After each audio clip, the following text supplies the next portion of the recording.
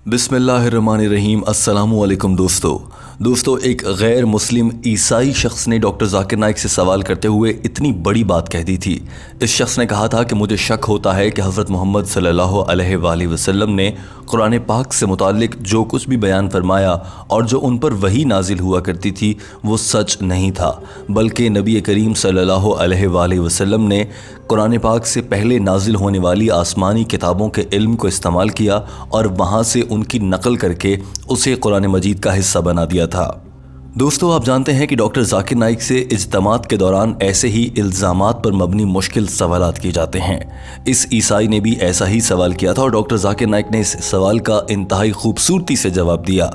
आइए बढ़ते हैं आज की वीडियो की जानिब और आपको बताते हैं कि इस अंग्रेज़ी ज़बान में होने वाली गुफ्तगू में आखिर ऐसा क्या था।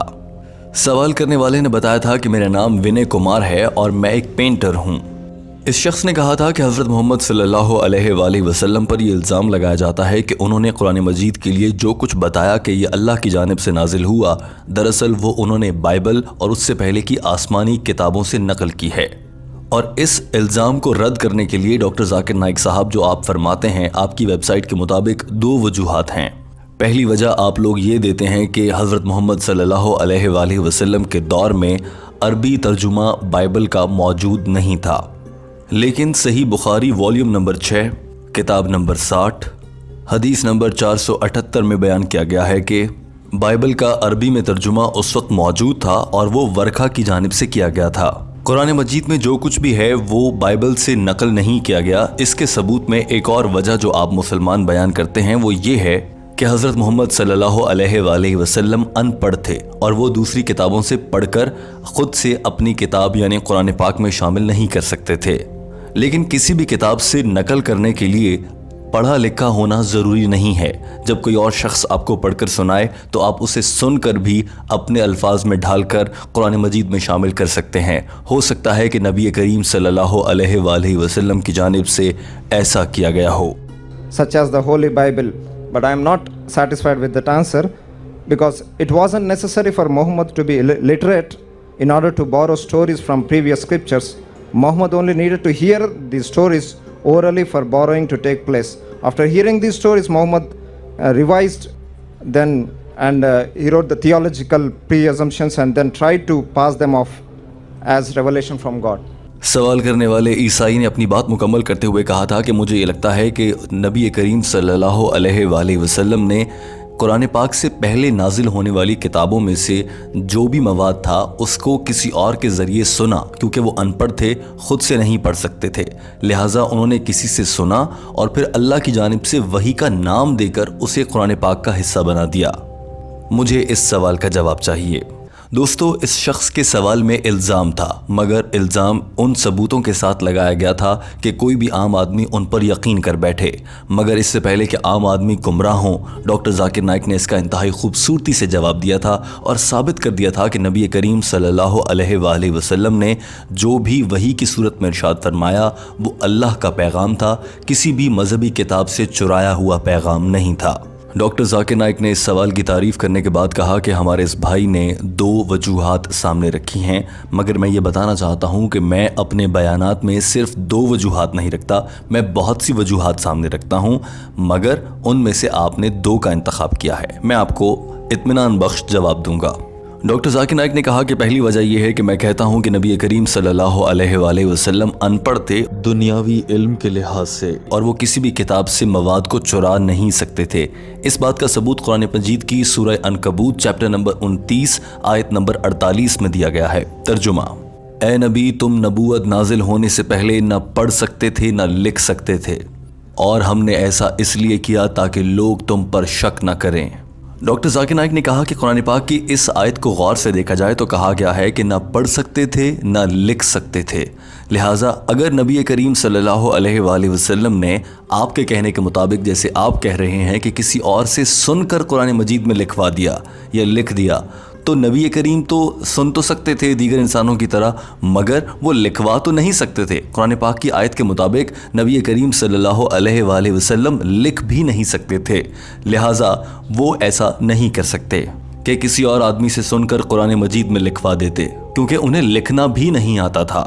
اور اگر انہوں نے لکھنے میں بھی کسی سے مدد لے لی ہو تو ڈاکٹر ذاکر نائک نے کہا کہ اس صورت میں بھی ایسا کرنا بہت مشکل ہوگا، کسی نہ کسی کو رازدار رکھنا ہوگا اور ایسا کرنا مشکل تھا، لہٰذا آپ کو یہاں پر کم سے کم دلائل کی حد تک میری بات سے اتفاق کر لینا چاہیے کہ نبی کریم صلی اللہ علیہ وآلہ وسلم نہ پڑھ سکتے تھے نہ لکھ سکتے تھے، یہی وجہ تھی کہ وہ کسی اور آسمانی کتاب سے مواد نہیں چرا سکتے تھے۔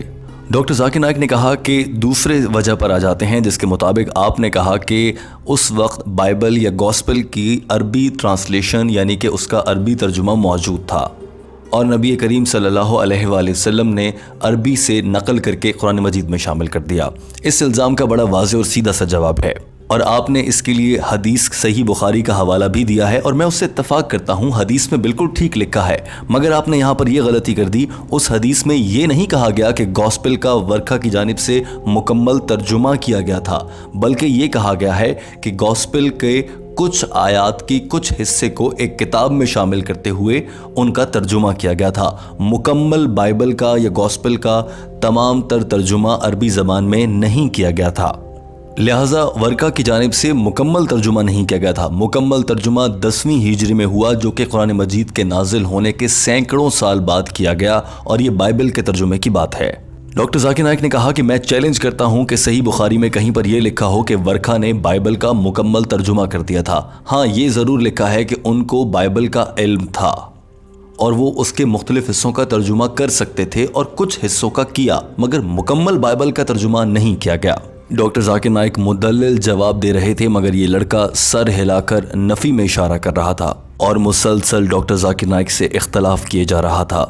ڈاکٹر ذاکر نائک نے کہا کہ آپ کے اس الزام کو کہ نبی کریم صلی اللہ علیہ وآلہ وسلم نے بائبل یا دیگر آسمانی کتابوں سے مواد کو چرا کر قرآن مجید میں نعوذ باللہ شامل کیا، آپ کے اس الزام کو رد کرنے کے لیے ایک اور بڑا ثبوت میرے پاس یہ بھی ہے کہ بائبل اور قرآن مجید میں زمین آسمان کا فرق ہے۔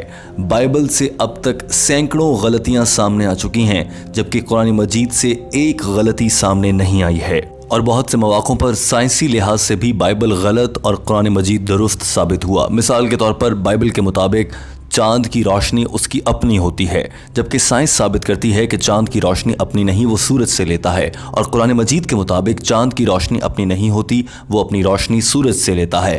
لہٰذا سائنٹیفک پیمانوں پر اگر جانچنے کی کوشش کی جائے تب بھی بائبل غلط اور قرآن مجید سائنسی لحاظ سے درست ثابت ہوتا ہے۔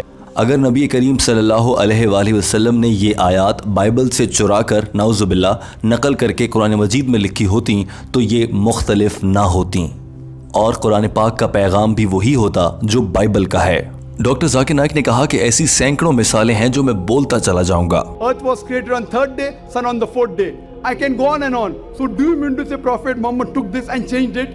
The light of the moon is not its own light, it's a reflected light. Quran says in Surah Furqan chapter 25 verse 61.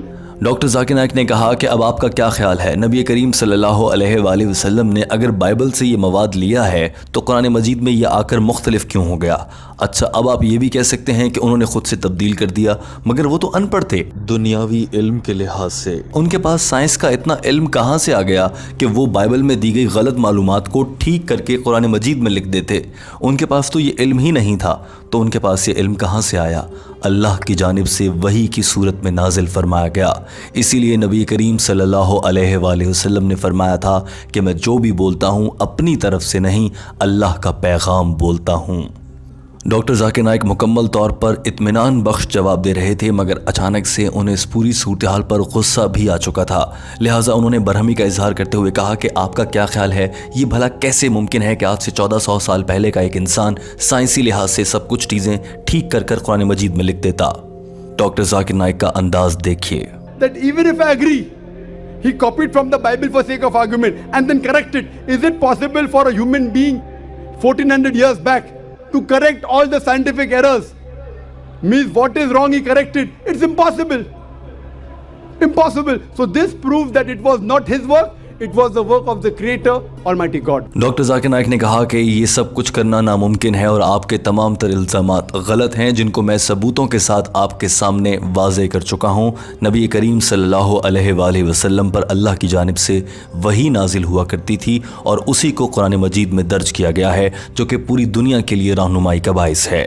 दोस्तों, डॉक्टर जाकिर नाइक अपना जवाब मुकम्मल कर चुके थे और इस ईसाई लड़के के चेहरे पर एक नदामत और मुस्कुराहट नजर आ रही थी और इस मौके पर पूरा हॉल डॉक्टर जाकिर नाइक की जहानत की वजह से तालियों से गूंजने लगा। दोस्तों, टीम हम कदम उम्मीद रखती है कि आपको डॉक्टर जाकिर नाइक और इस ईसाई शख्स के दरमियान होने वाली गुफ्तगू से और उसके उर्दू तर्जुमे से यकीनन बहुत कुछ सीखने को मिला होगा। याद रखिए कि टीम हम कदम आपके लिए डॉक्टर जाकिर नाइक की जानिब से अंग्रेज़ी ज़बान में की गई गुफ्तगू का उर्दू तर्जुमा लाती है ताकि वो अफराद जो अंग्रेज़ी ज़बान में डॉक्टर जाकिर नाइक को समझ नहीं सकते वो भी इल्म हासिल कर सकें। याद रखिए कि टीम हम कदम मुकम्मल ज़िम्मेदारी के साथ ये मालूमात आप तक लाती है और इनमें किसी भी मौके पर किसी किस्म का रद्दोबदल इस तरह से नहीं किया जाता कि अल्फाज के मानी बदल जाएं और पैगाम तब्दील होता हो। दोस्तों, वीडियो देखने का बहुत शुक्रिया। हमारे चैनल हम कदम को सब्सक्राइब कर लीजिए ताकि आने वाले दिनों में भी आप तक ऐसी वीडियोस पहुंचती रहें। अपना बहुत सारा ख्याल रखिए। अल्लाह हाफिज़।